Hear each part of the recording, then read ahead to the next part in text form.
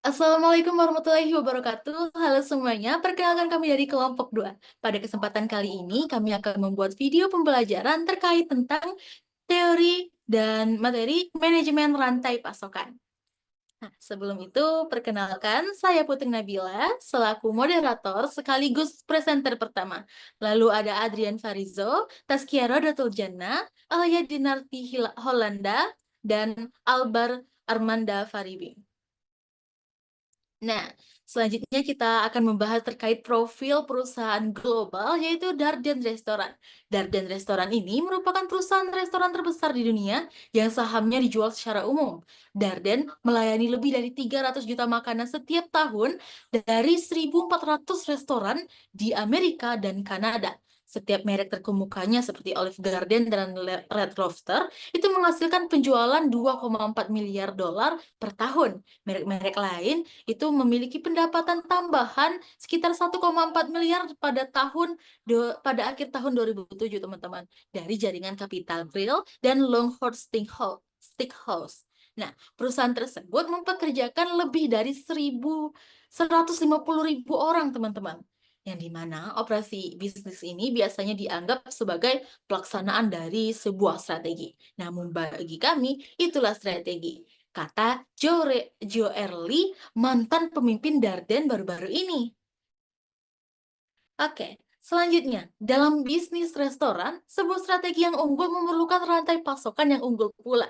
Tidak ada yang lebih penting dari penyediaan dan pengiriman bahan makanan sehat yang berkualitas tinggi, dan sangat sedikit industri lain yang kinerja pemasoknya berhubungan begitu dekat dengan pelanggan. Nah, Darden restoran ini mendatangkan makanannya lebih dari 5 benua. Maksud saya, dia mendatangkan makanannya itu dari 5 benua dan ribuan pemasok. Untuk mencukupi kebutuhan bahan-bahan segar, perusahaan tersebut mengembangkan 4 rantai pasokan yang berbeda. Satu untuk makanan laut, satu untuk produk susu atau hasil bumi, makanan lain yang dapat didinginkan. Lalu yang ketiga untuk makanan-makanan lain seperti makanan yang dipanggang, dan yang keempat itu persediaan restoran, mulai dari piring, oven, sampai seragam. Lebih dari 1,5 miliar dibelanjakan untuk rantai pasokan ini setiap tahunnya. Nah, kita memasuki materi tentang rantai pasokan. Kita ketahui dulu ya teman-teman, apa itu manajemen rantai pasokan. Manajemen rantai pasokan atau supply chain management, SCM ini adalah proses pengelolaan aliran produk, informasi, dan keuangan serta efektif di seluruh jaringan pemasok, produsen, distributor, dan pelanggan. Yang dimana tujuannya ini untuk meminimalkan biaya untuk mengoptimalkan kinerja dan meminimalkan biaya melalui kerjasama dan koordinasi yang efektif antar semua pihak dalam rantai pasokan, teman-teman. Nah, manajemen rantai pasokan ini juga merupakan integritas aktivitas pengadaan bahan dan pelayanan, pengubahan menjadi barang setengah jadi, dan produk akhir, serta pengiriman kepada pelanggan. Nah, rantai pasokan ini mencakup aktivitas-aktivitas untuk menentukan sebuah penyedia transportasi atau vendor transportasi, lalu ada transfer uang kredit dan tunai, lalu ada para pemasok, keempat itu distributor, utang dan piutang usaha, lalu yang keenam itu pergudangan dan persediaan, yang ketujuh pemenuhan pesanan dan berbagi informasi pelanggan, prediksi, dan produksi, teman-teman. Yang dimana tujuannya lagi-lagi untuk membangun sebuah rantai pemasok yang memusatkan perhatian untuk memaksimalkan nilai bagi pelanggan. Persaingan bukan lagi antar perusahaan, melainkan antar rantai pasokan. Nah, teman-teman, eh, bisa dilihat di sini ada gambar rantai pasokan untuk bir, yang dimana gambar ini menggambarkan sebuah proses dan distribusi dari bir dari hulu, yaitu ada pemasok bahan mentah, hingga hilir konsumen akhir. Untuk penjelasannya, yang bagian farm atau pertanian itu merupakan tempat di mana bahan baku itu seperti gandum didapatkan setelah dari pertanian, kemudian dikumpulkan di bahan-bahan ini, lalu dikirim ke sebuah pabrik pembuatan bir. Nah, setelah itu Terdapat juga kita lihat ada tier 3 supplier, tier 2 supplier, sampai tier 1 supplier. Itu merupakan tier 3 tersendiri itu pemasok bahan mentah awal. Lalu tier 2 supplier itu pengolahan bahan dari tier 3 menjadi komponen dasar. Lalu yang untuk tier 3 supplier itu menyediakan komponen siap pakai ke pabrik. Yang dimana contoh dari tier itu sendiri seperti pada gambar, ketiga tier ini akan dikirimkan ke can manufacturing atau pabrik kaleng dan bottle manufacturing untuk pabrik botol. Ini untuk kemasannya.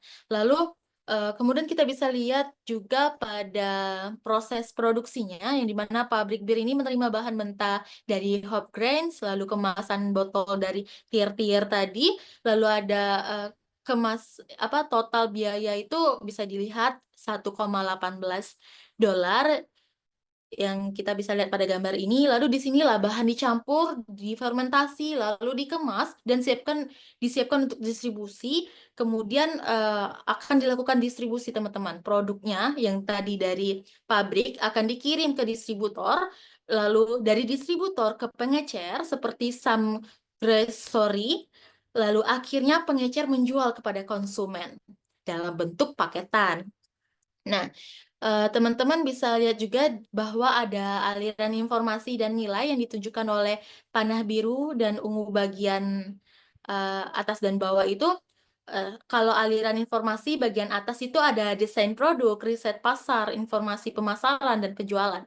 Lalu untuk yang di bawah itu ada aliran material atau nilai, yaitu material flow, ada credit flow juga di sana, ide atau desain yang mengalir kembali dari konsumen ke produsen untuk inovasi pembayaran.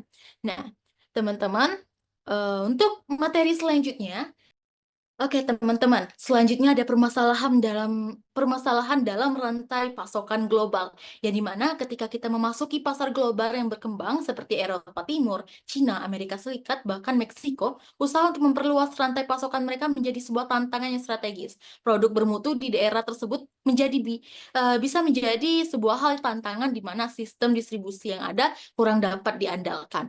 Oleh karena itu, rantai pasokan global ini menentukan perencanaan inovatif dan penelitian yang cermat. Rantai pasokan di lingkungan global itu harus mampu menanggapi perubahan mendadak dalam hal ketersediaan komponen, saluran distribusi, atau pengiriman, bea impor, dan nilai mata uang. Lalu yang kedua itu menggunakan teknologi transmisi dan komputer tercanggih untuk menjadwalkan, mengelola pengiriman, serta mengelola komponen dan produk jadi keluar. Lalu yang ketiga itu memiliki karyawan lokal yang terampil menangani tugas-tugas perdagangan, pengiriman, dan imigrasi, dan permasalahan politis, teman-teman. Seperti ditunjukkan pada gambar ini, kalian bisa lihat bahwa di sana ada strategi biaya rendah, strategi respon maksud saya, lalu ada strategi diferensiasi. Nah, untuk strategi biaya rendah itu sendiri, untuk tujuannya itu memenuhi permintaan dengan biaya serendah mungkin. Contohnya, seperti kalau di Indonesia itu sendiri seperti PT Indofood, CBP, Sukses Makmur Tbk, yang tujuannya menyediakan produk mie instan dengan harga terjangkau bagi seluruh lapisan masyarakat. Lalu, untuk tujuan pemasok bagian strategi respon itu sendiri, contoh perusahaannya itu seperti GoFood, yang dimana tujuannya ini cepat merespon perubahan permintaan konsumen terhadap makanan dan minuman, teman-teman. Lalu untuk yang strategi diferensiasi, contohnya untuk di Indonesia itu sendiri ada The Body Shop Indonesia, yang dimana tujuannya ini untuk menyediakan produk dengan keunikan, kemudian menampilkan natural atau cruelty free, sesuai kebutuhan segmen premium, karena mereka mengatur segmennya di tingkat premium atau kelas atas. Seperti itu, teman-teman. Lalu untuk kriteria pemilihan dasar itu sendiri, strategi biaya rendah ini dipilih terutama karena biaya karena dia menetapkan biaya rendah. Lalu untuk strategi respon, kriteria pembelian dasarnya itu dipilih terutama karena kapasitas kecepatan dan fleksibilitas. Lalu untuk strategi diferensiasi itu dipilih terutama karena keterampilan pengembangan produknya. Untuk karakteristik proses, mempertahankan utilitas rata-rata yang tinggi untuk strategi biaya rendah. Lalu untuk strategi respon itu menanam modal dalam kapasitas berlebih dan respon yang fleksibel, teman-teman. Lalu untuk strategi diferensiasi, prosesnya modular menuju kustomisasi massal. Lalu ada karakteristik persediaan, yang dimana strategi biaya rendah ini meminimalkan persediaan di seluruh rantai pasokan untuk menekan biaya. Lagi-lagi untuk biaya yang rendah. Untuk strategi respon itu mengembangkan sistem yang cepat tanggap dengan persediaan cadangan untuk memastikan pasokan. Lalu untuk strategi diferensiasi, meminimalkan persediaan dalam rantai pasokan untuk menghindari keusungan produk, teman-teman. Nah, selanjutnya bisa kita lihat ada karakteristik waktu tunggu yang dimana strategi biaya rendah ini mempersingkat waktu tunggu sepanjang tidak meningkatkan biaya.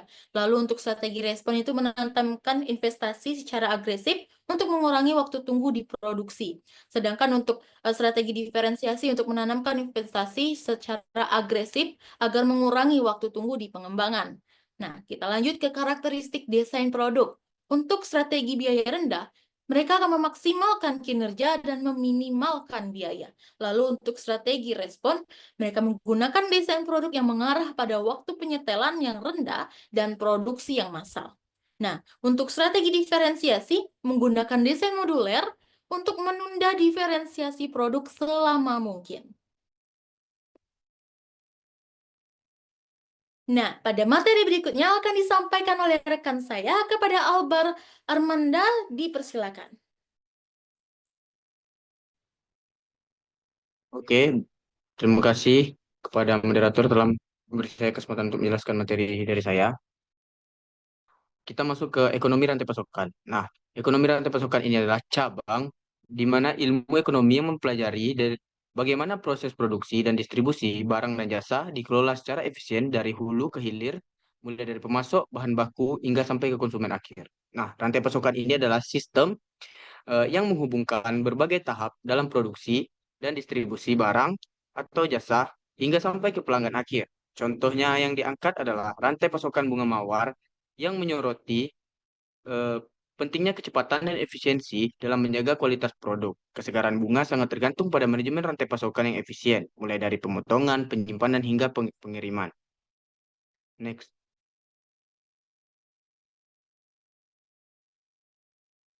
Next.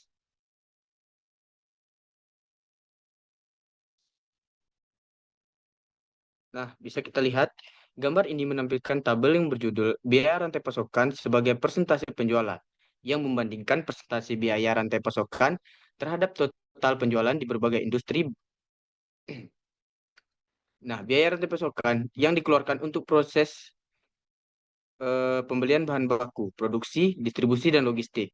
Nah, tabel ini menunjukkan rata-rata semua industri biaya rantai pasokannya adalah 52% dari total penjualan. Otomotifnya 67%, makanan 60%, kayu 61%, kertas 55%, minyak bumi 79% tertinggi, dan transportasinya 62%. Nah, tabel ini membantu kita memahami seberapa besar proporsi biaya rantai pasokan dalam struktur keuangan suatu industri. Semakin tinggi persentasenya, semakin besar dampaknya terhadap profitabilitas. Contohnya, jika perusahaan otomotif ingin mengurangi biaya, mereka bisa fokus pada efisiensi rantai pasokan, misalnya negosiasi harga bahan baku atau optimasi distribusi.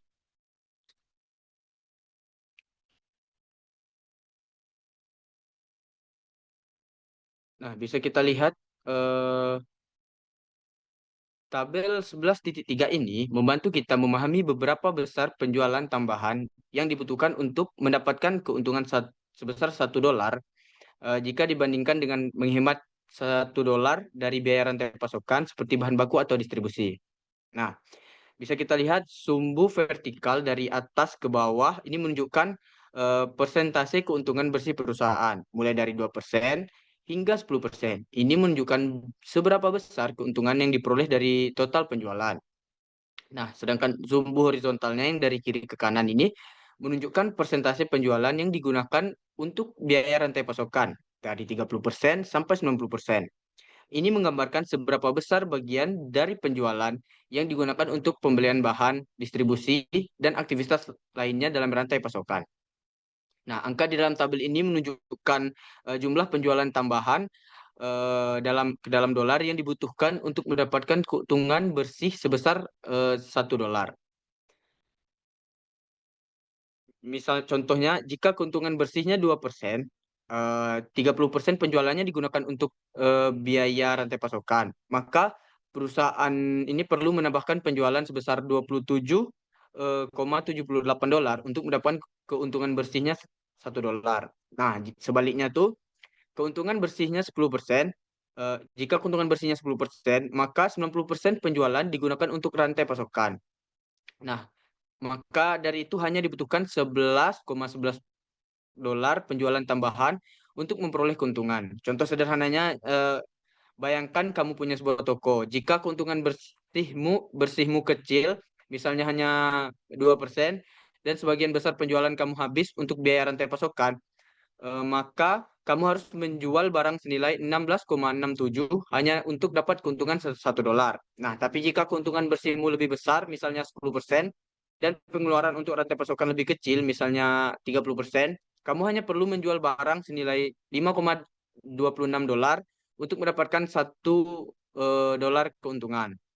Nah, kesimpulannya, menghemat biaya rantai pasokan seringkali lebih efektif daripada mengejar peningkatan penjualan, terutama terutama terutama bagi perusahaan dengan margin keuntungan yang rendah. Efisiensi dalam rantai pasokan bisa memberikan peningkatan keuntungan yang jauh lebih cepat. Next.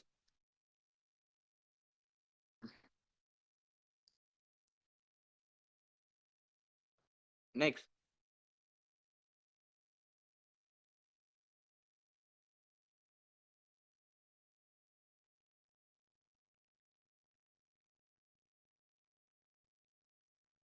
Nah, keputusan buat atau beli.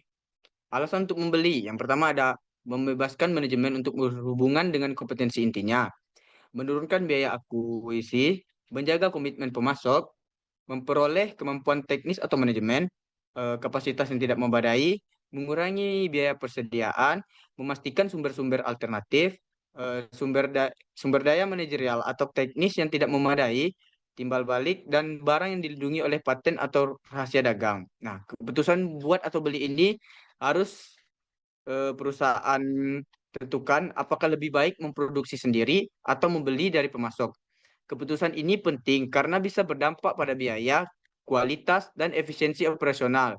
Nah, singkatnya, jika membuat sendiri lebih hemat, efisien, eh, dan memberikan kontrol lebih, maka lebih baik diproduksi sendiri. Tapi jika lebih murah, cepat, dan menghindari risiko operasional, maka lebih baik beli dari pemasok. Next.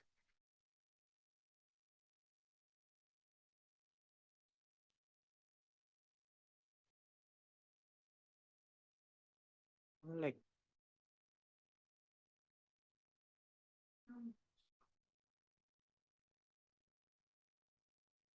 Nah, selanjutnya ada pengalihdayan atau outsourcing, memindahkan sebagian dari yang biasanya merupakan sumber daya dan aktivitas internal ke vendor di luar perusahaan, yang membuatnya sedikit berbeda dibanding dengan keputusan buat atau beli. Eh, Pengalihdayan ini merupakan bagian dari tren yang berkembang menuju pemanfaatan efisiensi yang akan menghasilkan spesialisasi vendor yang menyediakan jasa pengalihdayan.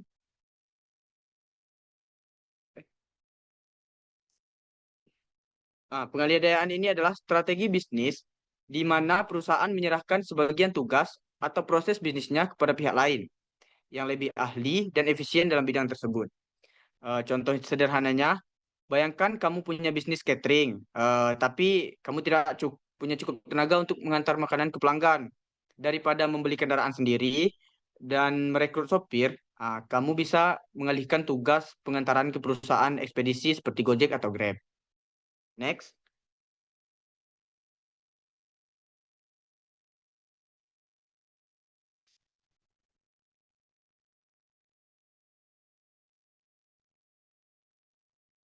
Etika dalam rantai pasokan.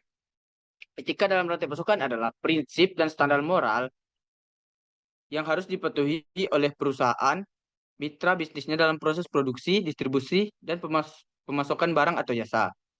Nah, mengapa etika dalam rantai pasokan ini penting? Yang pertama, ini bisa menghindari pelanggaran hak asasi manusia, menjaga reputasi perusahaan, menghindari korupsi dan kecurangan, serta memastikan keberlanjutan lingkungan. Contoh kasusnya, sebuah perusahaan pakaian ternama mendapat kritik karena pabrik mitranya di negara berkembang memperlakukan pekerja dengan buruk. Hal ini berdampak pada citra perusahaan dan membuat pelanggan memboikot produknya.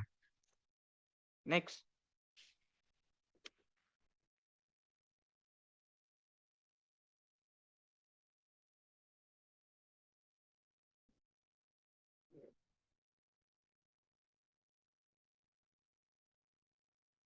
Adapun prinsip dan standar tindakan manajemen pasokan etis. Yang pertama ada hindari maksud dan timbulnya tindakan yang tidak etis atau mencurigakan. Tunjukkan kesetiaan pekerjaan dengan rajin mengikuti perintah sah dari majikan. Menghindari aktivitas yang dapat menciptakan konflik antara kepentingan pribadi dan majikan. Hindari aktivitas yang dapat mempengaruhi atau tampak mempengaruhi keputusan manajemen pasokan. Tangani informasi rahasia atau khusus dengan tingkat kepedulian yang seharusnya dan mempertimbangkan dengan tepat. Yang terakhir ada tingkatkan hubungan pemasok yang positif. Next.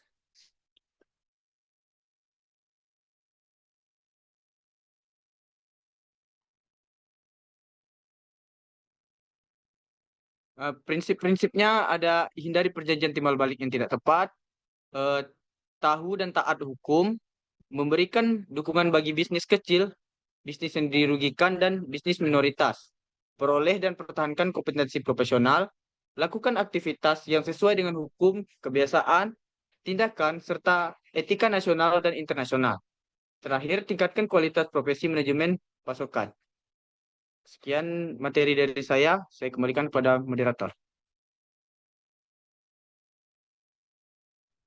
Oke, teman-teman, itulah penyampaian materi dari Albar sebagai presenter kedua. Lalu ada presenter ketiga, kepada Alia dipersilakan. Baik, terima kasih atas kesempatan yang diberikan. Dalam hal ini, saya bakalan menjelaskan mengenai strategi rantai pasokan. Strategi rantai pasokan itu sendiri terdiri dibagi menjadi 5 strategi. Yang pertama, strategi banyak pemasok. Strategi banyak pemasok ini berarti bahwa merupakan sebuah strategi yang paling umum digunakan. Strategi ini sangat ditentukan oleh harga. Strategi banyak pemasok ini berarti merupakan sebuah strategi yang terbentuk dikarenakan adanya banyak jenis pemasok yang menjadi pilihan oleh perusahaan tersebut. Nah, dengan adanya strategi ini, si perusahaan atau calon pembeli memiliki banyak pilihan dengan cara menentukan mana yang harganya paling sesuai, kualitasnya paling menjamin, dan begitu pula dari segi teknologi dan pengiriman. Namun yang menjadi tolak ukur paling utama adalah harga. Adanya beberapa perusahaan dapat memilih yang paling sesuai dengan mereka. Namun hal ini berarti bahwa mereka tidak adanya hubungan jangka panjang. Tidak adanya hubungan jangka panjang, hal ini dapat mempengaruhi jalannya perusahaan di masa yang akan datang. Dalam artian perusahaan yang akan bersama dengan pemasok tersebut tidak memikirkan tidak memikirkan hal yang terbaik.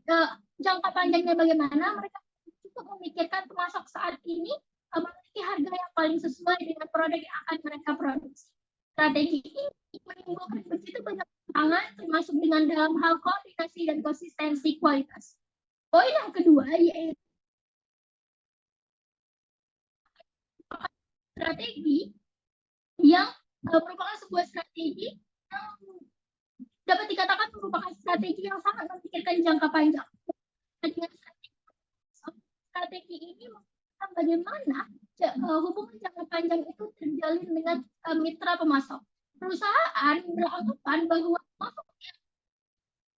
visi dan tujuan yang mirip dengan perusahaan adalah pemasok yang paling harus sesuai dan menjadi pertimbangan untuk menjadi mitra bisnis. Dalam artian bahwa perusahaan ini menjadi perusahaan yang mencari mitra bisnis atau pemasok ini hanya beberapa perusahaan saja, tidak sebanyak perusahaan di banyak pemasok, karena sudah langsung difilter dengan perusahaan-perusahaan yang memiliki visi dan tujuan yang mirip dengan perusahaan, sehingga dapat membangun jangka panjang dengan perusahaan kita. Yang ketiga, integrasi vertikal. Integrasi vertikal ini merupakan salah satu strategi bisnis dalam arti bahwa mengambil alih kerja yang tadinya dilakukan oleh pemasok luar. Dalam artian bahwa perusahaan saat ini akan mulai memproduksi sendiri atau tidak lagi menggunakan pemasok dari luar. Ada dua jenis integrasi vertikal itu sendiri. Yang pertama yaitu integrasi figur, dalam artian bahwa akuisisi mitra bisnis sebelumnya, yaitu pemasok sebelumnya, untuk kemudian menjadi bagian dari perusahaan. Dalam artian bahwa pemasok masih tetap akan mereka tetap akan melakukan proses sebelumnya, mereka tetap menjadi pemasok produk bagi mereka, bukan lagi orang luar dalam arti perusahaan dari perusahaan kita. Nah, hal inilah yang dimaksud sebagai integrasi mundur. Yang kedua yaitu integrasi maju. Integrasi maju dalam artian perusahaan sendirilah yang akan memproduksi barang tersebut. Jadi mereka tidak lagi membutuhkan pemasok dan akan menyediakan barang-barang produksi, barang-barang persediaan yang tadinya disediakan oleh pemasok. Nah, ada sangat banyak sekali resiko dalam hal ini. Bagaimana sebelumnya resiko-resiko dalam menjadi seorang pemasok itu ditanggung oleh pemasok mitra bisnis luar, maka saat ini perusahaan akan melakukan sendiri atau akan sendiri resiko-resiko yang sebelumnya ditanggung oleh mitra bisnis. Nah, hal inilah yang menjadi tantangan utama dari perusahaan. Belum lagi apabila kita mempertimbangkan hal-hal seperti teknologi yang mungkin cepat untuk berubah, perusahaan harus memikirkan hal tersebut, hal-hal yang menjadi bahan pertimbangan dari mitra bisnis luar, tapi harus menjadi bahan pertimbangan dari perusahaan. Yang keempat, jaringan keiretsu. Jaringan keiretsu ini adalah sebuah solusi yang diambil dari strategi banyak pemasok dan strategi integrasi vertikal. Untuk bisa mengatasi tantangan tadi, diciptakanlah jaringan keiretsu. Jaringan keiretsu ini seolah-olah kita menarik si pemasok luar tersebut terlibat dalam stakeholder perusahaan. Nah, artinya bahwa mereka diberikan kepemilikan atau bisa berupa pinjaman sekalipun. Nah, pemasok ini juga memiliki beberapa tingkatan dan mereka itu memiliki peran yang khusus terhadap perusahaan, sehingga ini bisa menjalin hubungan jangka panjang, tidak adanya pemutusan kontrak dan tidak akan adanya akuisisi, bagaimana yang tadi kita takutkan pada integrasi vertikal. Terakhir, ada strategi perusahaan maya. Strategi perusahaan maya ini berarti bahwa strategi yang dijalankan untuk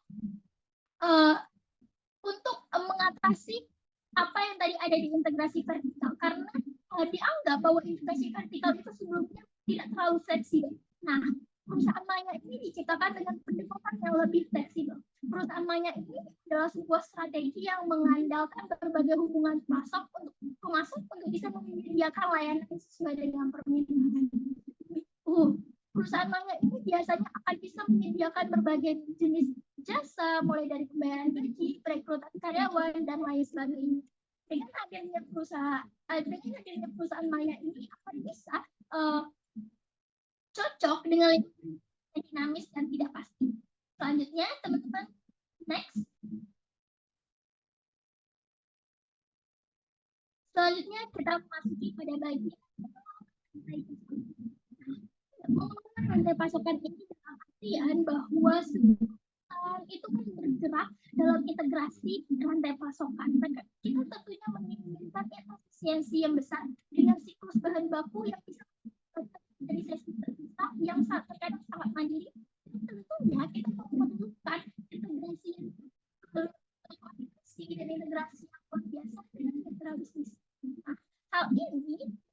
ini bahwa keberhasilan dalam mengelola rantai pasokan itu akan terjadi oleh 3 hal. Yang pertama akan dengan tujuan bersama, kepercayaan dan budaya organisasi. Oke, mari kita kulik satu persatu.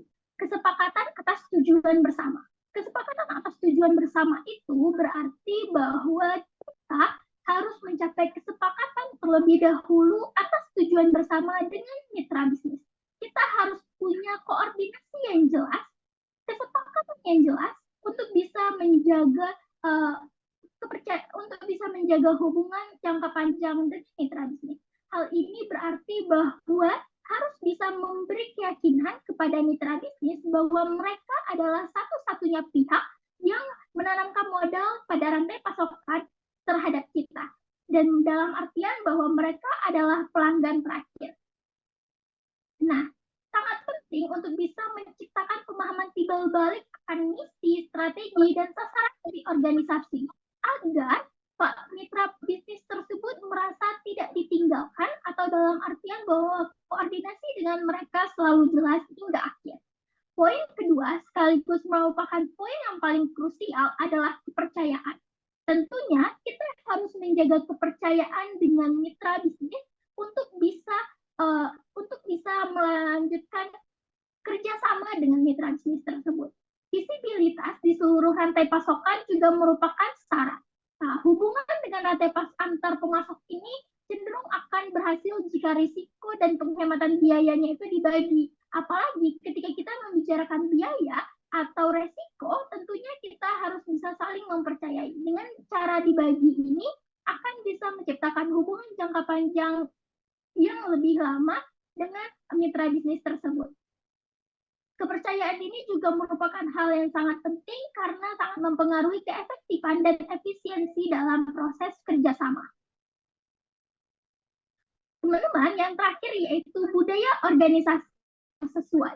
Budaya organisasi yang sesuai ini dalam artian untuk bisa menciptakan kerjasama yang lebih terintegrasi, kita perlu adanya budaya organisasi yang sesuai. Kita harus memiliki tujuan yang selaras dan memiliki keselarasan yang tepat agar bisa berjalan ke arah yang sama.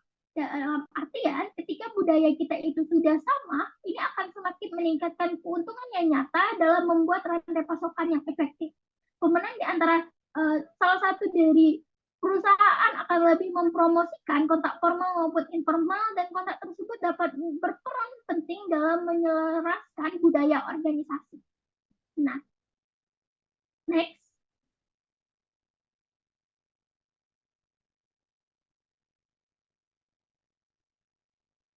Selanjutnya, kita akan bicara mengenai permasalahan dalam rantai pasokan. Dalam mengelola rantai pasokan, tentunya memang adanya berbagai permasalahan yang dapat terjadi.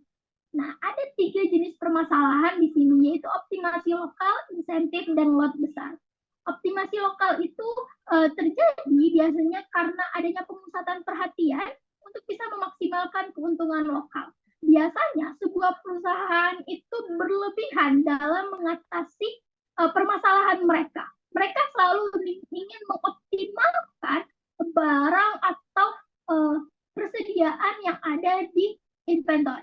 Hal inilah yang menjadi permasalahan. Seharusnya ketika terjadi kekosongan stok, mereka tidak harus secara berlebihan melakukan permintaan. Karena mereka tidak harus selalu melakukan permintaan secara berlebihan hanya karena takut terjadinya kekosongan stok. Hingga akhirnya persediaan itu menjadi menumpuk dan ini menjadikan inventory perusahaan itu secara berlebihan. Ini adalah hal yang sangat buruk ketika kita melakukannya secara berlebihan. Begitu pula apabila hal ini terjadi ketika barang dihabiskan secara berlebihan karena takut terjadinya penumpukan di inventory. Hal ini juga akan menjadi permasalahan. Dalam artian bahwa optimasi lokal ini berarti bahwa kita tidak perlu secara berlebihan dalam mengatasi permasalahan yang ada dalam ketika mengenai persediaan, maksud saya. Teman-teman, di poin yang kedua yaitu insentif, hal ini berarti bahwa terkadang permasalahan yang dialami dalam mengelola rantai pasokan adalah tentang insentif penjualan, potongan karena kuantitas, kuota, dan promosi. Nah, insentif ini akan membuat adanya fluktuasi yang mahal bagi semua anggota rantai. Pada poin yang ketiga tentang lot besar, ini seperti penyimpangan dalam lot yang berukuran cukup besar sering terjadi karena adanya logistik yang ingin dikirimkan yang besar-besaran, terutama dengan truk yang penuh dengan muatan. Nah, hal ini cenderung akan mengurangi biaya per unit. Teman-teman, 3 faktor umum ini mengakibatkan penyimpangan dan fluktuasi. Penyimpangan dan fluktuasi ini biasa dikenal dengan efek bullwhip. Efek bullwhip itu adalah sebuah kondisi di mana fluktuasi pesanan meningkat di setiap tingkatan rantai pasokan dari pengecer hingga produsen. Nah, fluktuasi ini meningkatkan biaya persediaan, transportasi, pengiriman, dan penerimaan yang pada akhirnya akan mengurangi keuntungan dan kualitas pelayanan bagi pelanggan. Oleh karena itu, untuk mengatasi terjadinya fluktuasi atau efek bullwhip ini, nantinya kita pada materi terakhir akan membicarakan perhitungan bagaimana caranya kita menghitung inventory pada pergudangan atau persediaan untuk bisa menghitungnya secara akurat agar tidak terjadinya efek bullwhip. Next.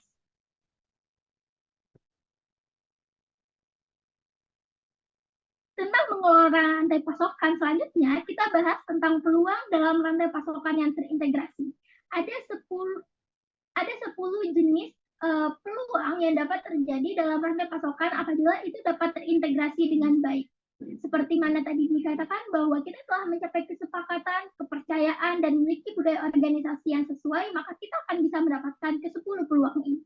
Yang pertama yaitu data tarikan yang akurat. Nah, rantai pasokan yang efisien itu sangat bergantung tentunya pada penjualan yang akurat.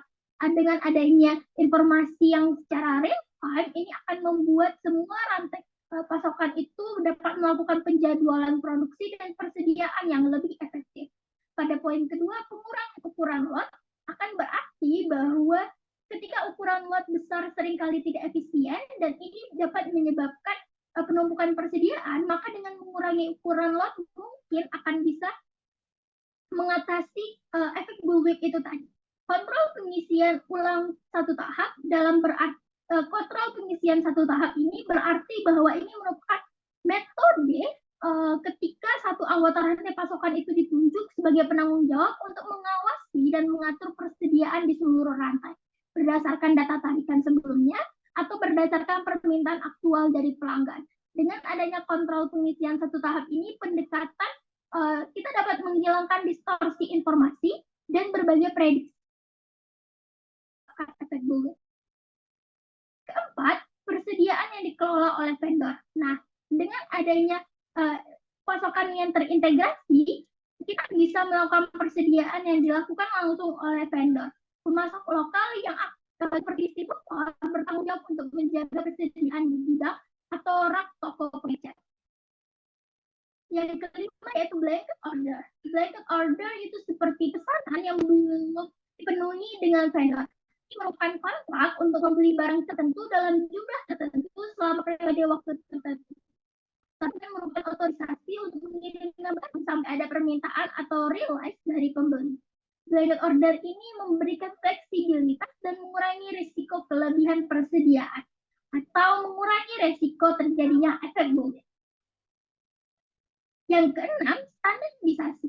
Standarisasi ini adalah sebuah upaya yang untuk menggunakan komponen yang sama untuk berbagai produk atau model.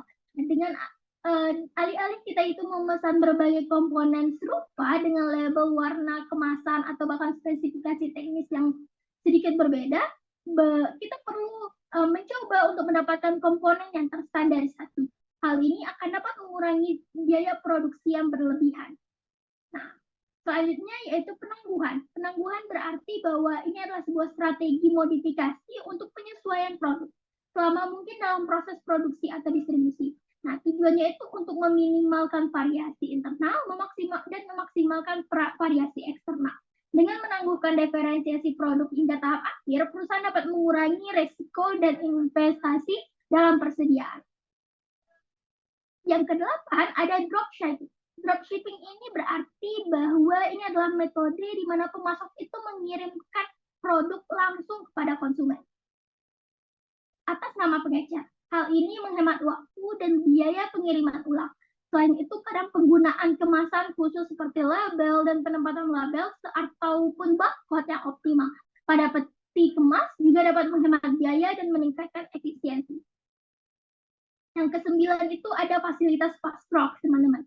Nah, fasilitas fast track ini dalam artian itu seperti pasarnya distribusi atau pusatnya distribusi di mana barang-barang itu biasanya ditahan dulu sementara, bukan sebagai tempat penimbunan, tapi ini lebih kepada seperti pusat pengiriman yang efisien.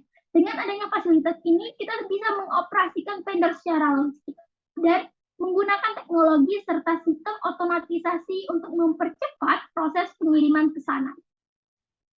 Yang ke-10 ada perakitan saluran. Perakitan saluran ini seperti variasi dari fasilitas fast track.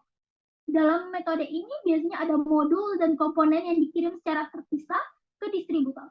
Nah, perakitan saluran merupakan distributor lebih sebagai mitra manufaktur daripada sekedar distributor. Teknik ini juga sangat berguna dalam industri dengan produk yang cepat berubah, seperti komputer atau PC. Nah, dengan strategi ini biasanya persediaan barang jadi dapat dikurangi karena dibuat berdasarkan prediksi yang lebih singkat dan akurat, sehingga bisa meningkatkan respon pasar dengan investasi yang lebih rendah. Oke, next.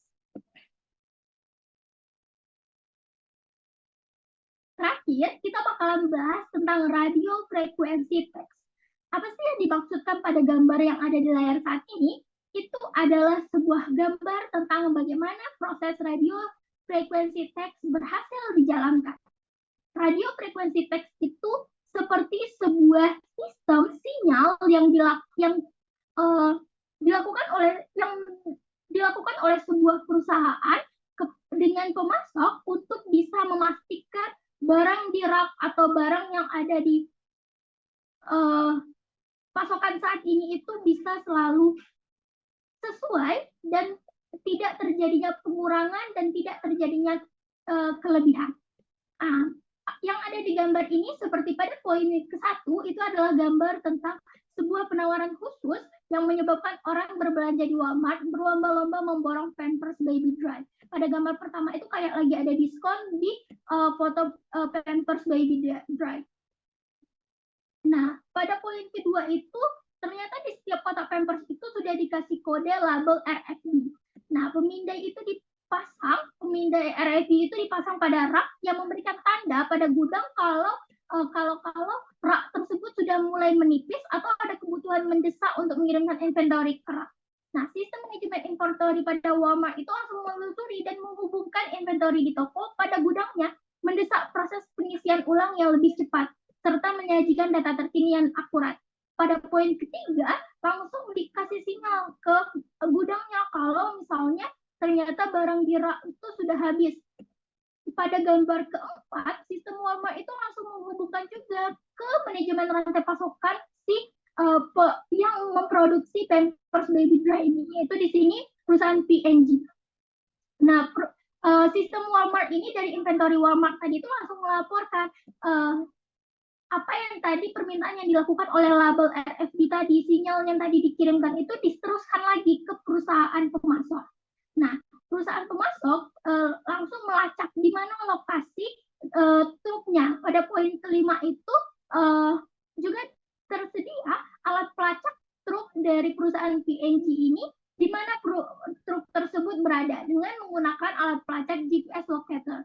Nah, dari hal ini akan bisa diberitahukan lagi ke perusahaan Walmart kalau truk mereka sedang dalam perjalanan dan truk mereka sudah di sini, tunggu sebentar, pasokan akan segera datang. Nah, pada gambar ke-6, pemasok P&G itu menggunakan label dan membaca RFID pada bahan baku mereka, sehingga akan memungkinkan P&G untuk memberikan kemampuan meramalkan permintaan dan produksi secara akurat. Itu yang dimaksudkan pada radio frekuensi teks yang ada di layar pada saat ini. Next.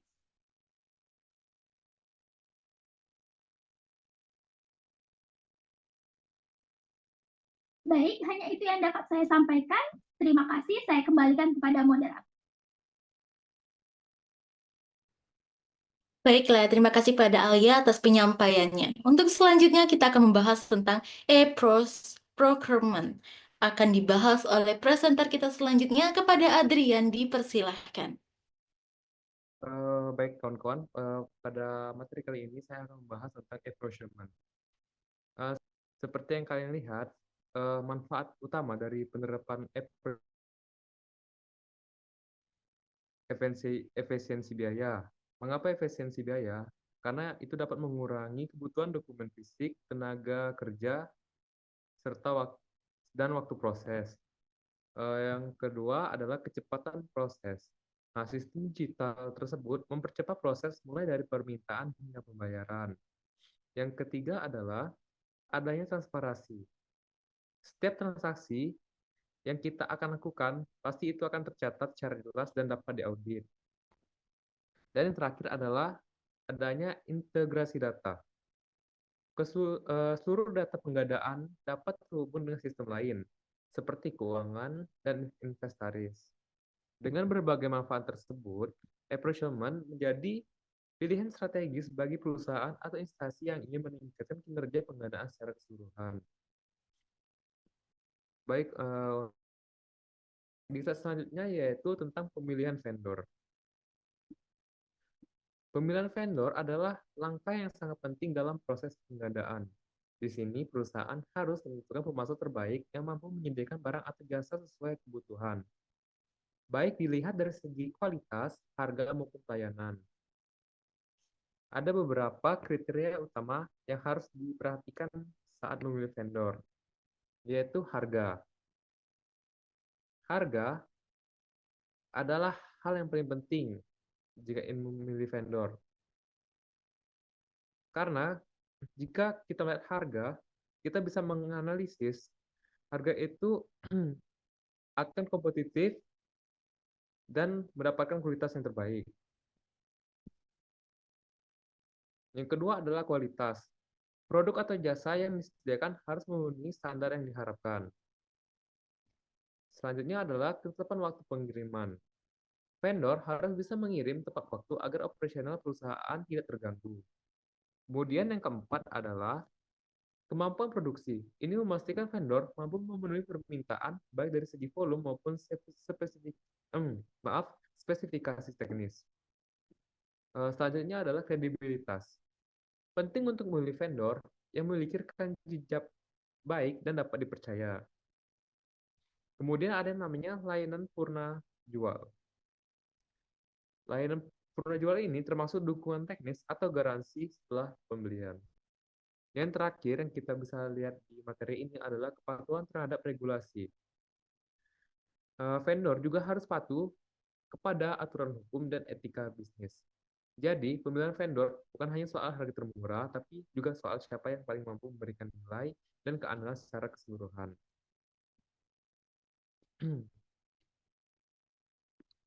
Baik, untuk slide selanjutnya yaitu kita akan membahas tentang metode pemilihan vendor. Setelah mengetahui faktor-faktor penting dalam pemilihan vendor, selanjutnya kita bahas metode yang bisa digunakan untuk memilih vendor secara objektif dan sistematis. Seperti yang kalian lihat, ada beberapa metode umum yang digunakan. Oke, untuk yang pertama yaitu weight point model atau model pembobotan. Dalam metode ini, kita menetapkan bobot pada setiap kriteria, lalu menilai vendor berdasarkan bobot tersebut. Metode ini sangat cocok digunakan ketika ingin membandingkan beberapa vendor secara kuantitatif. Yang selanjutnya adalah Analytical Hierarchy Process, atau bisa disingkat dengan AHP. Metode ini menggunakan pendekatan hierarki dan perbandingan berpasangan antara kriteria. AHP membantu pengambilan keputusan yang kompleks dengan cara memecahnya menjadi elemen-elemen yang lebih sederhana. Kemudian ada namanya vendor rating system. Sistem ini digunakan untuk menilai dan memantau kinerja vendor berdasarkan data historis, seperti ketepatan pengiriman, kualitas produk, dan layanan penjual. Kemudian ada namanya single and multi-sourcing. Ini adalah pendekatan dalam memilih satu vendor utama, atau yang kita bisa sebut single sourcing atau beberapa vendor sekaligus, multiple sourcing. Pemilihan metode ini tergantung pada kebutuhan perusahaan, risiko rantai pasok, dan fleksibilitas yang diinginkan. Jadi, metode-metode ini membantu perusahaan memilih vendor yang paling sesuai dengan tujuan strategis dan operasionalnya. Baik, untuk step selanjutnya adalah proses pemilihan vendor. Nah, eh, jadi dalam proses pemilihan vendor yang sistematis dan struktur, agar perusahaan mendapatkan vendor terbaik sesuai kebutuhan, tahap pertama adalah memahami apa yang benar-benar dibutuhkan perusahaan, baik dari segi barang maupun jasa yang ingin dibeli, spesifikasi dan hingga jumlahnya. Setelah tahu kebutuhannya, kita menetapkan kriteria untuk memilih vendor. Misalnya seperti harga, kualitas, waktu pengiriman, reputasi, dan layanan kurang jual. Selanjutnya, yaitu kita harus mengumpulkan informasi dari berbagai vendor, baik melalui internet, rekomendasi, maupun katalog. Kemudian, vendor terus jadi evaluasi berdasarkan kriteria yang sudah ditentukan. Di sini kita bisa menggunakan metode seperti weighted point model atau HP yang sudah saya sebutkan. Kemudian setelah memilih vendor terbaik, proses dilanjutkan dengan negosiasi harga, waktu pengiriman, serta ketentuan kontrak kerjasama. Proses tidak berhenti setelah kontrak ditandatangani. Perusahaan tetap memantau dan mengevaluasi kinerja vendor secara berkala untuk memastikan vendor tetap memenuhi standar yang ditetapkan. Jadi dengan proses ini, pemilihan vendor menjadi lebih terarah, efisien, sesuai dengan kebutuhan strategis perusahaan. Nah, untuk step selanjutnya,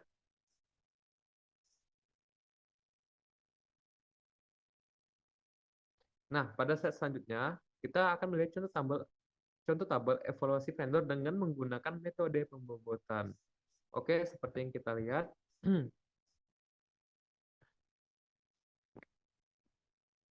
Bentar, kawan-kawan. Nah, di sini ada yang namanya, di bagian atas itu ada namanya create criteria, weight, scores, and dan weight kali score. Jadi, rumusnya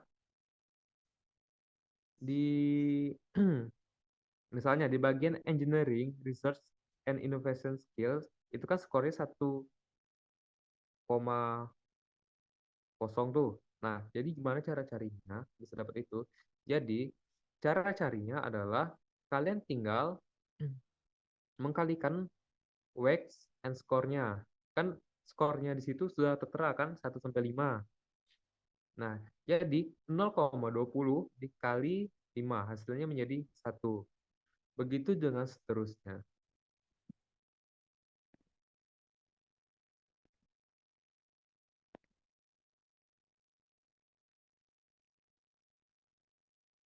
Baik, untuk step selanjutnya.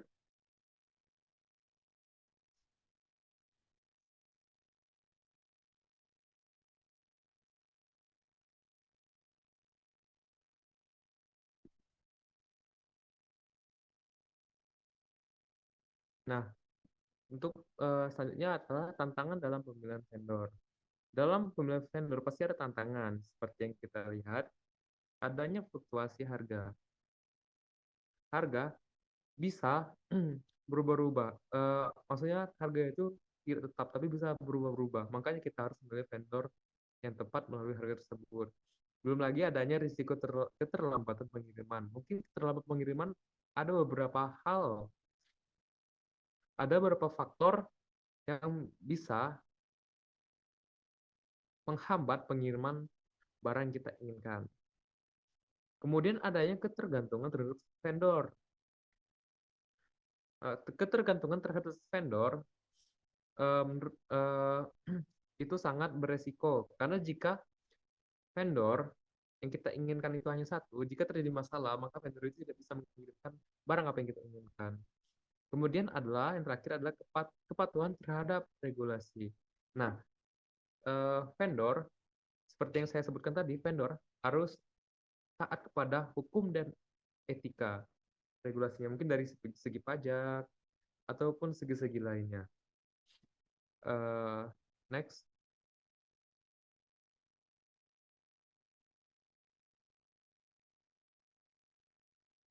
Nah, setelah sudah saya jelaskan tadi, ada namanya manajemen logistik. Nah, pada manajemen logistik ini akan Mohon maaf. dijelaskan oleh presentator selanjutnya. Eh, untuk presentator selanjutnya mungkin boleh dibacakan.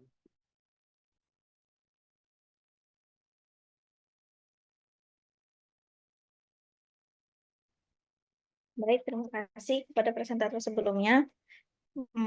Di sini saya akan menjelaskan pemaparan materi selanjutnya yang di mana saya akan menjelaskan mengenai manajemen logistik. Teman-teman, perlu kita ketahui bahwasannya manajemen logistik ini adalah proses pengolahan aliran barang, informasi, dan uang secara efisien dalam rantai pasokan.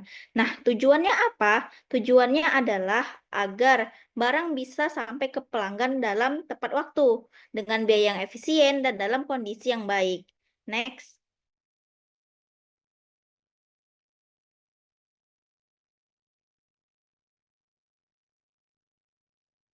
Nah, di dalam manajemen logistik ini juga terdapat beberapa fungsi utama, teman-teman, yang dimana yaitu ada pengadaan atau biasa dibilang procurement, yang dimana hal ini berperan untuk membeli bahan atau barang dari pemasok. Nah, selanjutnya itu ada transportasi, di mana transportasi ini juga berguna untuk mengatur pengiriman barang dari satu tempat ke tempat lain. Selanjutnya ada manajemen persediaan atau inventory management, di mana manajemen inventory ini berguna untuk memastikan nih stok barang itu tidak berlebih atau kekurangan. Nah, misalnya stok barang berlebih nih, pasti bakal mengeluarkan banyak biaya atau mubazir gitu. Selanjutnya ada distribusi, di mana distribusi ini juga yang akan menyampaikannya barang ke pelanggan atau titik penjualan nantinya gitu. Yang terakhir ada penggunaan teknologi dan informasi. Hal ini berguna untuk membantu proses pelacakan dan pengolahan data secara real time. Hal ini sering kita dapatkan nih, contohnya seperti teman-teman dapat ketahui kalau misalnya teman-teman membeli paket di Shopee ataupun di TikTok Shop nih, teman-teman kan bakal mendapatkan resi nih dari JNT atau tempat pengirimannya. Nah, dari resi itu kita bisa mengecek sampai mana nih barang kita udah dijalankan. Nah, itulah mungkin contoh dari penggunaan teknologi dan informasinya. Oke, lanjut. Next.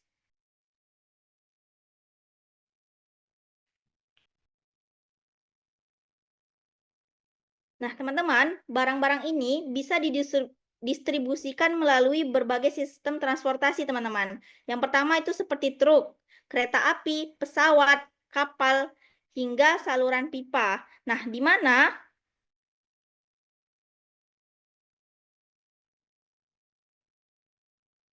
hal ini semua itu tergantung jenis barang dan tujuan pengiriman kita. Nah, oke, boleh next.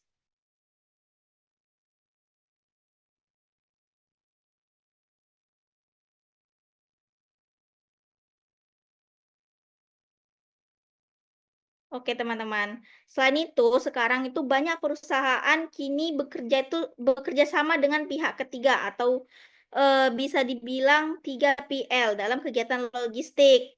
3PL ini biasa disebut juga sebagai third party logistik, di mana pihak ketiga ini juga membantu dalam mengolah gudang, merakit produk, melakukan pengujian, pengiriman, hingga pengurusan biaya cukai. Nah, makanya 3PL ini sangat-sangat penting dalam rantai pasokan, teman-teman.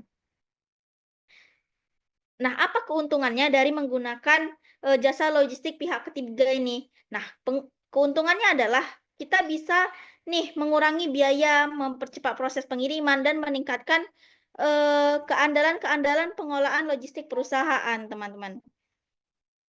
Nah, oke, boleh next.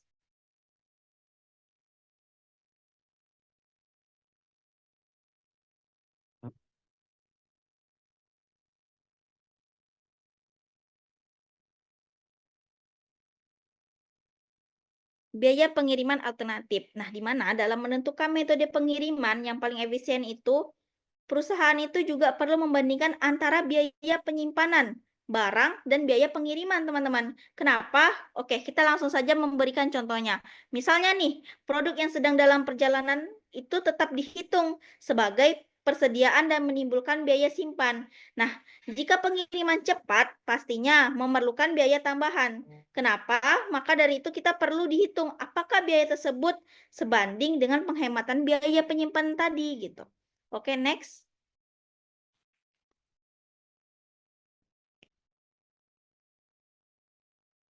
Next. Nah, di sini ada biaya pengiriman alternatif, teman-teman. Kita langsung melihat contoh nih. Diketahui bahwasanya nilai konektor itu sama dengan 1.750 US dollar, di mana biaya penyimpanannya itu dapat kita lihat 40% per tahun. Nah, operasi, mohon maaf sebentar. Nah, maka biaya penyimpanan perharinya itu sekitar 1,92 US dollar. Nah, jika ada pilihan pengiriman yang 1 hari lebih cepat, namun memerlukan biaya tambahan, seperti tertera di sini 20 US dollar. Nah, maka perusahaan itu harus mempertimbangkan nih, apakah pengiriman cepat tersebut benar-benar menguntungkan atau malah kita pemborosan gitu ya kan ya. Nah, maka dari itu di sini biaya harian penyimpanan produk sama dengan buka kurung biaya penyimpanan tahunan dikali nilai produk tutup kurung dibagi 365, di mana 365 ini sama dengan 1 tahun. Dan hasilnya adalah 40 dikali 1.750 US dollar dan dibagi lagi dengan 365 tadi sama dengan hasil akhirnya seperti yang saya bilang tadi 1,92 US dollar.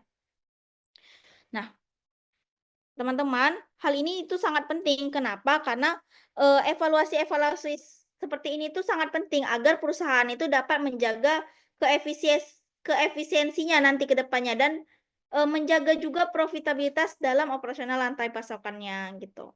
Nah, mungkin cukup sekian dari saya dan pemaparan selanjutnya akan dijelaskan oleh presentator selanjutnya. Saya kembalikan oleh moderator. Oke, itulah sampaian dari dua presenter kita. Selanjutnya kita akan membahas terkait mengukur kinerja rantai pasokan yang akan disampaikan oleh Alia. Kepada Alia dipersilahkan.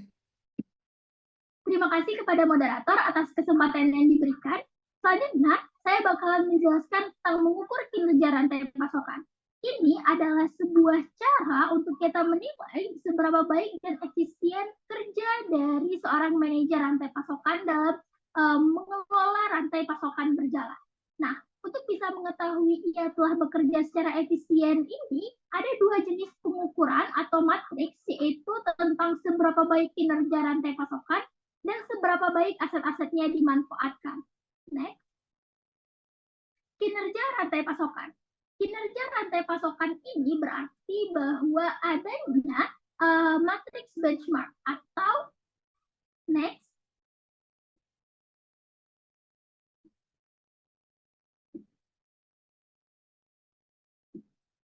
Moderator untuk layarnya, slide selanjutnya. Oke, ada yang namanya matrik benchmark. Matrik benchmark ini seperti tolak ukur bagi perusahaan dan dunia untuk hasil dari rantai pasokan yang telah dikelola baik untuk bisa menurunkan biaya, waktu tunggu keterlambatan pengiriman, dan kekosongan persediaan sementara yang juga meningkatkan kualitas. Apa artinya yang ada di layar saat ini itu seperti ada 2 jenis perusahaan pada bagian kanan yang dapat kalian lihat itu adalah satu perusahaan biasa atau typical firms dan benchmark firms atau perusahaan tolak ukur. Nah, perusahaan tolak ukur ini menjadi tolak ukur pada perusahaan biasa apakah dia sudah melakukan kinerja rantai pasokan secara baik. Mari kita lihat pada gambar. pada poin yang pertama yaitu lead time atau waktu tunggu. Nah, di waktu tunggu yang pertama itu perusahaan jasa membutuhkan masa 15 minggu, sedangkan tolak ukur yang seharusnya hanya 8 minggu waktu tunggu. Hal ini menunjukkan bahwa ada lebih kinerja dari perusahaan biasa yang tidak sesuai dengan perusahaan tolak ukur. Yang kedua yaitu waktu yang diperlukan atau time spent placing untuk memesan, order.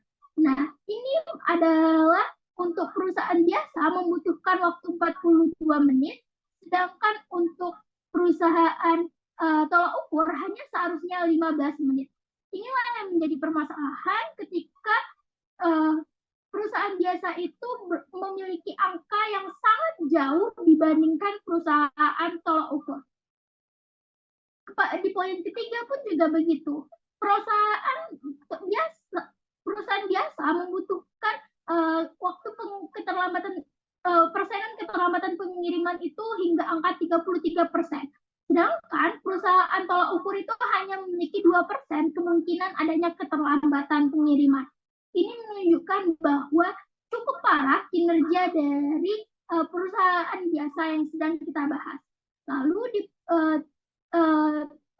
yang poin keempat itu adalah persentase mengenai bahan yang akan ditolak.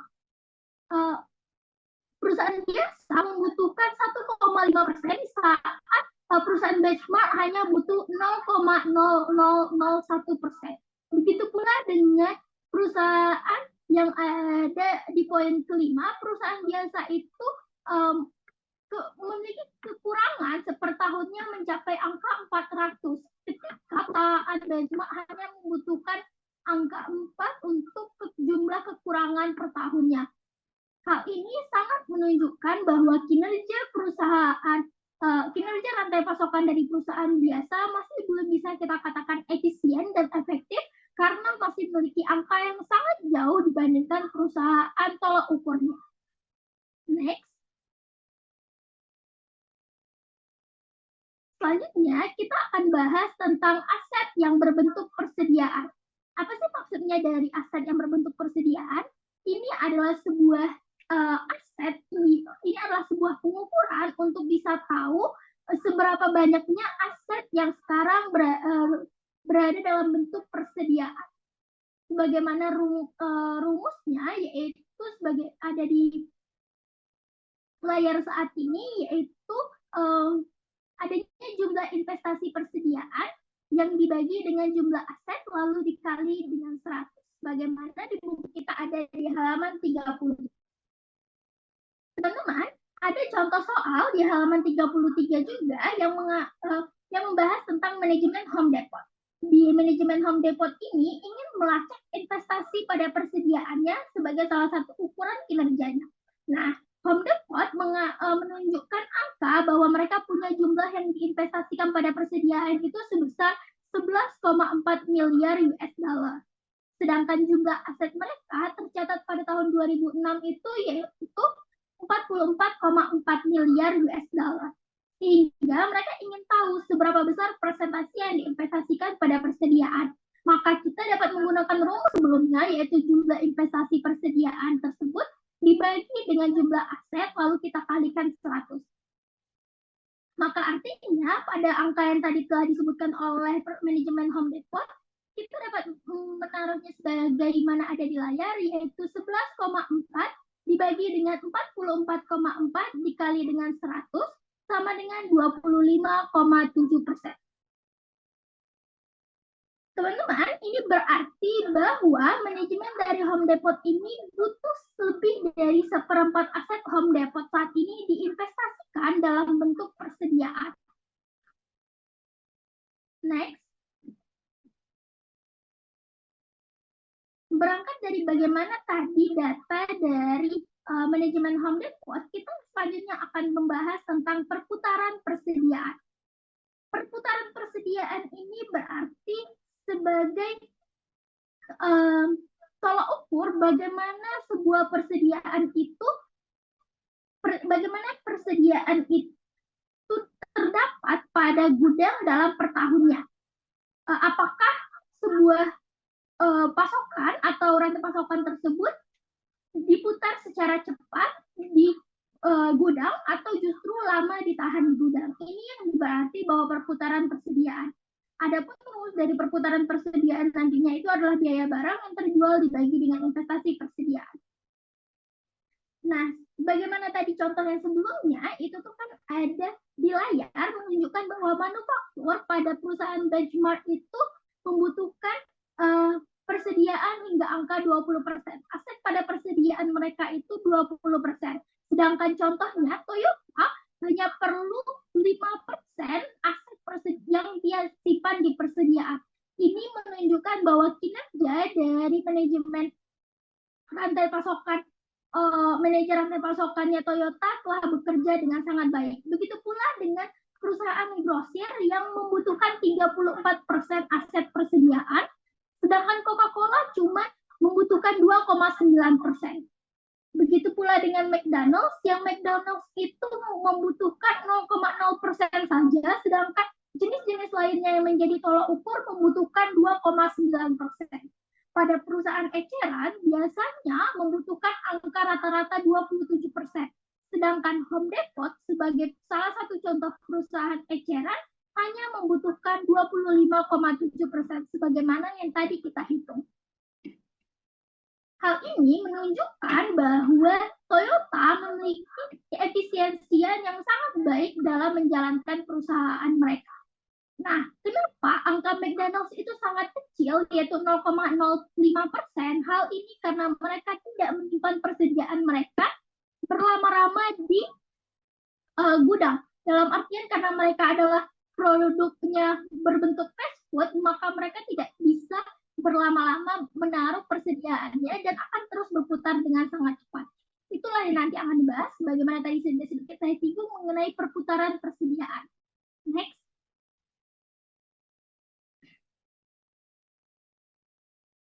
Nah, ini adalah rumus perputaran persediaan tadi, yaitu cost of goods sold atau biaya barang yang terjual dibagi dengan inventory investment atau investasi persediaan. Next.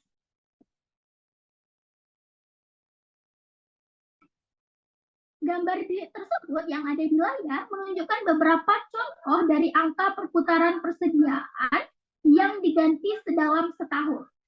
Perusahaan seperti Anheuser-Busch membutuhkan 15 kali perputaran setiap tahunnya. Coca-Cola itu butuh 14, Home Depot itu butuh 5, McDonald's itu butuh 112. Dengan semakin tinggi angkanya, maka sebenarnya itu akan semakin efisien karena semakin tinggi angka, maka semakin sering dilakukannya perputaran persediaan dan tidak adanya produk yang menumpuk di inventory. Next.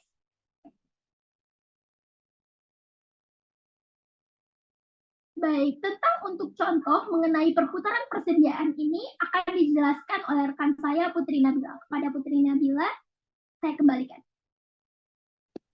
Oke, itulah teman-teman penjelasan dari rekan saya, Alia, yang dimana dia membahas tentang perputaran persediaan.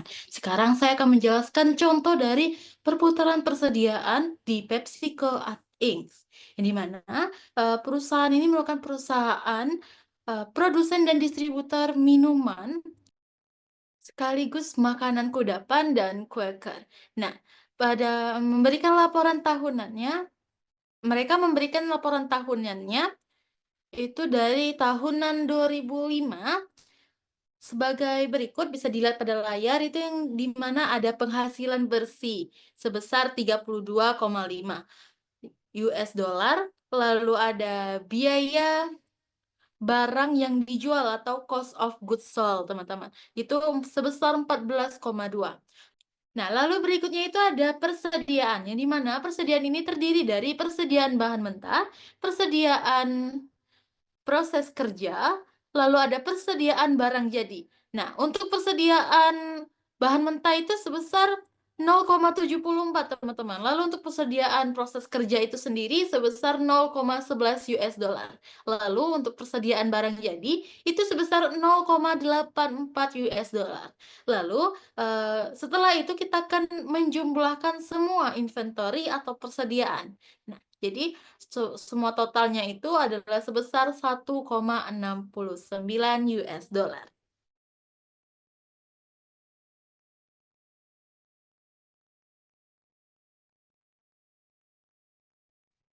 Baiklah, seperti yang dijelaskan oleh teman saya tadi Alia, bahwasanya rumus dari perputaran persediaan itu adalah perputaran persediaan sama dengan biaya barang yang dijual dibagi dengan investasi persediaan. Nah, tadi kan kita ketahui bahwa untuk biaya barang yang dijual itu sebesar 14,2. Lalu kita bagi dengan jumlah persediaan yang kita hitung tadi sebesar 1,69. Didapatkanlah jumlah untuk inventory turnover atau perputaran persediaan itu sebesar 8,4 US dollar, teman-teman.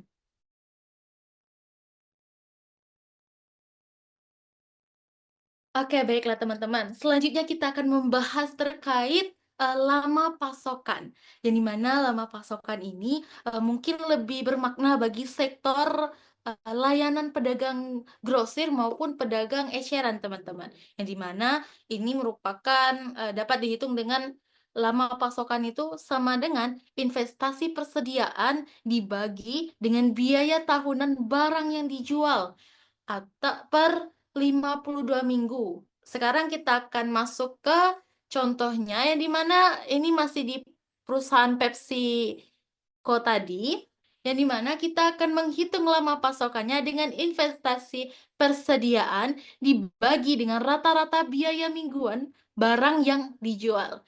Nah, untuk investasi persediaan ini kan kita udah ketahui sebesar 1,69. Nah, untuk mengetahui rata-rata biaya mingguan barang yang dijual, kita hitungnya dibagi dengan 52 minggu, teman-teman. Nah, untuk perhitungannya itu, kalian bisa membagi antara 14,2 miliar itu dibagi dengan 52 minggu, yang merupakan setara 1 tahun tadi. Nah, hasilnya itu adalah sebesar 0,273 miliar US dollar, teman-teman. Oke, untuk menghitung lama persediaannya itu atau lama pasokannya ini, kalian dapat menghitung investasi persediaan tadi yang dimana itu sebesar 1,69 dibagi dengan 0,273. Ya, hasilnya itu sebesar 6,19 minggu, teman-teman. Nah, dari ini kita dapat mengetahui bahwa ukuran atau standar untuk mengevaluasi kelanjutan kinerja itu sebesar 6,19 minggu.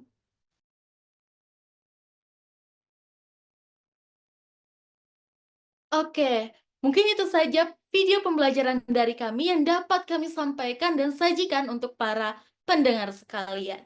Nah, kita dapat simpulkan dari teori dan materi yang telah disampaikan tadi bahwa persaingan tidak hanya terjadi di antara perusahaan, tetapi juga antar rantai pasokan. Bagi banyak bisnis, rantai pasokan berperan penting dalam menentukan biaya dan kualitas produk, sekaligus membuka peluang untuk meningkatkan responsivitas dan diferensiasi. Terdapat 5 strategi utama dalam rantai pasokan, yaitu 1.